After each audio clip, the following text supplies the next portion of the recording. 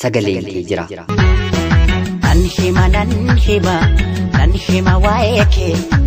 callisuu argee Oromiyaa tiyya biyya hayyuu qaroon biyya goonni miirree dachee kiirraa margee nan hima qabda seenaa cima nan hima qabda seenaa cima.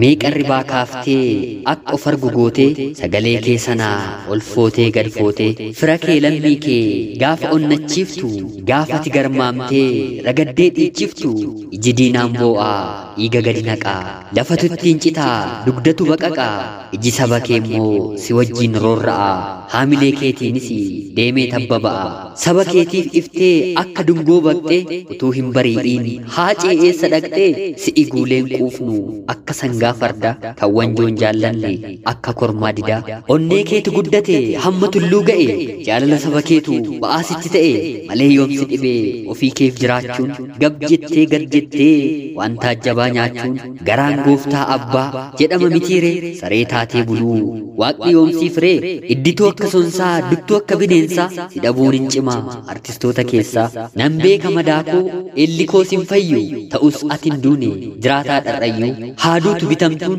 isheen akka saree kan harki waa butuu afaan dhiigaa bare kan simboon waaqayyoo fuula isaarraa gu'e utuu buddeen nyaatu kan fayyaatti du'e damee nurraa cabnaan hosiirratti gannee kan barbaacha hin qabne kan awwaalcha hin qabne haaduu abbaan garaa kan waliin rukute inni akka waraabuu qoonqoosaaf dute haaduu Yihudaan inni haalaa qodhokkee kan saba isaa dhiisee ormatti folloqe kan jiraa du'eetu du'aadha siin jedha siidaa kee biratti suuraa ka'uu fedha buqqeen barargattee dhagaa cabsiteetu buqqeen barargattee dhagaa cabsiteetu si'in du'aa gootee foddaan labsiteetu manatti ol dachaatee xumurreerra jirti ati miiliyoona ta'uu yoo hubattee ati miiliyoona ta'uu yoo hubattee yoo Oromoo irratti duguggaan labsame yoo seenaan kee badee maqaan kee saamsame haacee goota sabaa haacee abbaa firaa qilleensa kanarraan sagaleen kee jira qilleensa kanarraan sagaleen kee jira haacee goota sabaa haacee abbaa firaa qilleensa kanarraan sagaleen kee jira